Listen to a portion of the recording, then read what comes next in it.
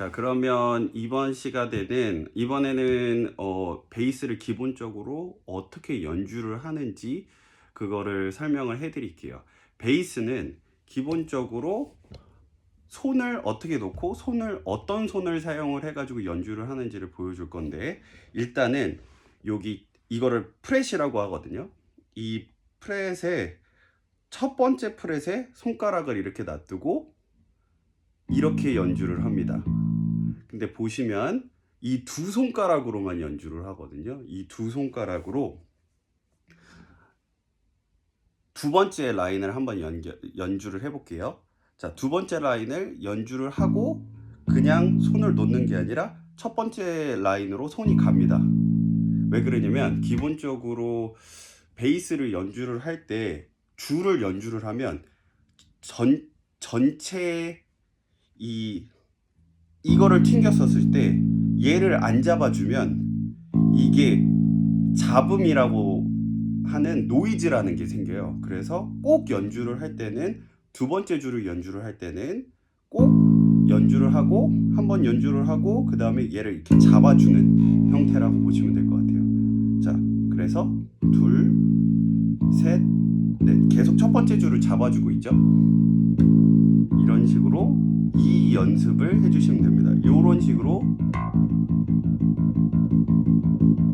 이렇게 연주를 해주시면 되고, 이게 손가락으로 연주를 하게 되면 손톱으로 연주를 하게 되면 약간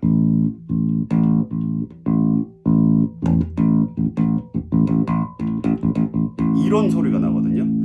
근데 이런 소리가 나면 안 돼요. 사실 이게 손톱으로 연주를 하면 약간 굉장히 날카로운 소리가 나기 때문에 손톱을 꼭 잘 깎아주시고, 베이스 치시는 분들은 손톱을 꼭 잘 깎아주시고 이 손가락으로 요런 소리가 나게끔 연주를 해주시면 되겠습니다. 자, 두 번째 라인은 이런 식으로 연주를 해주시면 되고, 첫 번째 라인은 따로 잡는 손이 없기 때문에 그냥 이렇게 가볍게 연주를 해주시면 될 것 같아요. 자, 첫 번째 라인, 두 번째 라인, 세 번째 라인. 자, 근데 선생님 오른손의 엄지손가락을 한번 보세요. 엄지손가락이 여기까지는 여기 붙어 있다가 세 번째 라인을 연주하니까 이게 내려갔어요. 여러분들이 손가락이 엄청 길면 크게 상관은 없는데, 여기에서만 계속 연주해도 크게 상관은 없는데, 선생님도 손가락이 굉장히 좀 짧은 편이라 세 번째 라인부터는 자연스럽게 엄지손가락이 어디로 내려가냐면 여기 첫 번째 라인을 잡고 있어요. 그 다음에 그러면 첫 번째 라인에서 나오는 노이즈를 잡아주면서 세 번째 라인을 연주를 하신다고 보시면 될 것 같습니다. 자, 다시 한번 첫 번째 라인부터 두 번째 라인, 죄송해요. 첫 번째 라인, 두 번째 라인, 세 번째 라인, 요렇게 연주를 하신다고 보시면 될 것 같습니다. 네 번째 라인도 동일하게 이렇게 연주를 해주신다고 보시면 될 것 같아요. 근데 선생님 좀 부탁하고 싶은 게 뭐냐면, 베이스를 제일 기초에서 연주를 하는, 여러분들이 교회 음악에서 가장 단순하게 연주를 할 수 있는 제일 빠른 방법 중에 하나가 이 네 번째 라인은 거의 연주를 하지 않는 거예요.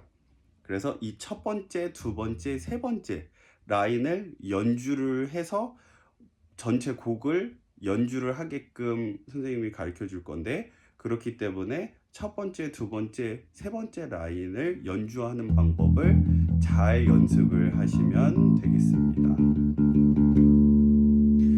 그리고 이제 선생님 이걸 처음에 설명을 해줬었어야 되는데 설명을 제대로 못 해줬거든요. 일단은 이 네 개의 그 줄의 음계부터 알려주도록 할게요. 네 개는, 첫 번째 라인은 낮은 미입니다. 우리가 E 코드라고 얘기를 하기도 하죠. 낮은 미, E 코드입니다. 그리고 두 번째 라인은 라, A 코드입니다. 다음에 세 번째 라인은 레, D 코드고요. 그 다음에 맨 위에 라인은 솔, G 코드라고 보시면 될 것 같아요. 왜 이 음계를 정확하게 알아야 되냐면 우리가 이 베이스는 그냥 어떠한 딱딱한 철이 아니고 자연스럽게 계속 늘어나는 줄이에요. 그렇기 때문에 튜닝이라는 거를 제대로 하지 않으면 계속 음정이 바뀌게 되거든요.